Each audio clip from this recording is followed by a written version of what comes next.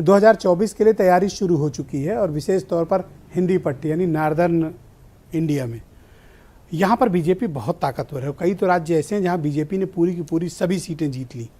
क्या विपक्ष में कोई ऐसे ताकतवर नेता हैं या उनका इतना जनाधार है कि बीजेपी का रथ रोक पाए?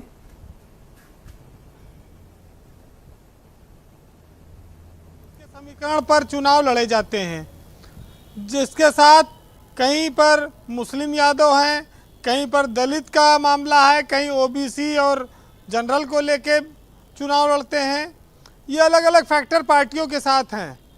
बीजेपी को एक फ़ायदा ये मिला कि उसने लगभग हर जाति में सेंधमारी कर ली और ओबीसी का पूरा वोट उसने मोदी के नाम पर ले लिया। अब आप उत्तर प्रदेश में अगर नज़र डालें तो 80 लोकसभा सीटें सरकार तय करती हैं केंद्र की, लेकिन जो दल हैं वो कमज़ोर होते जा रहे हैं।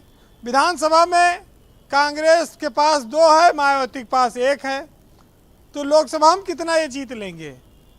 अब एक बात आती है कि समाजवादी पार्टी यहाँ अकेले है, वो लड़ तो सकती है, लड़ी भी जीती भी, लेकिन उसके पास बीजेपी से मुकाबला करने वाला संगठन नहीं है।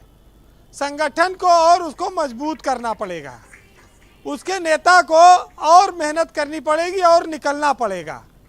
ये 2 चीज़ें अभी समाजवादी पार्टी को करना है। उत्तर भारत में एक आस नीतीश कुमार के रूप में विपक्ष के सामने आई, लेकिन विपक्ष के नेताओं को एक साथ ला पाना ये बड़ा कठिन काम है।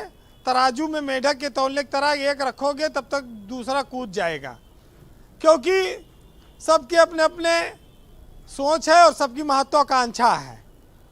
आप देखिए कि आज मायावती की पार्टी में कोई बड़ा नेता नहीं बचा जनाधार वाला।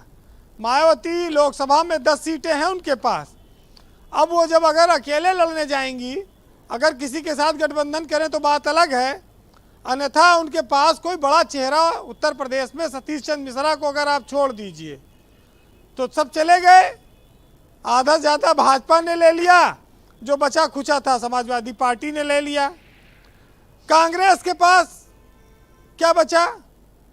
बीजेपी कांग्रेस के लिए ऑपरेशन लोटस चला रही है और कांग्रेस में ऑपरेशन लोटपोट चल रहा है कि वो जैसे वो बुलाए नहीं उससे पहले लौटने के तैयार हैं।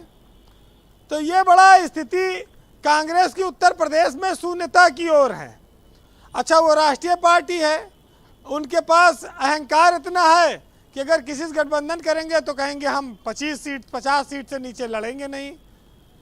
वोट पूछो कहाँ से है, वोट में जमानत बचेगी कि नहीं, इस पर कोई बात नहीं है, जवाब नहीं है।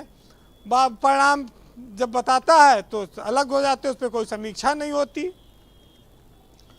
ये जो राजभर हैं, मौर्या हैं, ये जो छोटे छोटे दल हैं, ये सब बीजेपी को नहीं दिन भर कोसते, ये आपस में विपक्ष में लड़ते हैं। तो बीजेपी को ये कहाँ से रोक लेंगे लोग?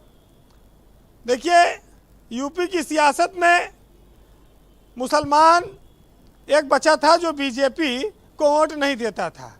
बीजेपी पहले ओबीसी को वोट लिया, जनरल का लेती थी, बनिया, ठाकुर, पंडित, लाला सब इकट्ठा किया। फिर अब वो आ गई कि भाई कुछ यादव और कुछ मुसलमान भी तोड़ो। अब वो भी उत्तर भारत में उसका अभियान चल रहा है, यूपी में खास तौर से चल रहा है। लेकिन बातें अंतर्राष्ट्रीय स्तर की होती हैं, हमारे यहाँ होनी भी चाहिए, क्योंकि कोई कहता है भाई कि खरीद फरोख्त चल रही, कोई कहता है कि अर्थव्यवस्था है, कोई कहता है रुपया गिर गया। वैसे हर आदमी ये जानता है कि जितना रुपया की चर्चा है इतना तो जितना रुपया गिरा शायद झुमका भी बरेली वाला न गिरा होगा, जितना बार बार गिर रहा है। लेकिन एक चीज़ है कि समाजवादी पार्टी अधिवेशन करने जा रही है, वो राष्ट्रीय अध्यक्ष तो नहीं बदल सकती, कम से कम प्रदेश अध्यक्ष बदल दे, किसी पंडित को बना दे, किसी ब्राह्मण को अध्यक्ष बना दे जो सवर्ण जातियों को जोड़े, कुछ एक लीडरशिप तैयार करे।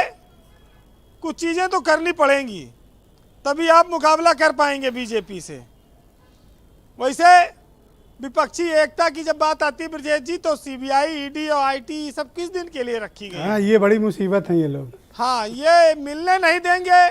हाथ मिलाओगे रात के अंधेरे में तो सवेरे पकड़ लेंगे, जाओगे कहाँ? अच्छा, सब किसी का घुटना डूबा है, किसी का नाक तक गले तक डूबा है, डूबे तो सब हैं कुछ ना कुछ। जी, तो अपनी जान बचाएं।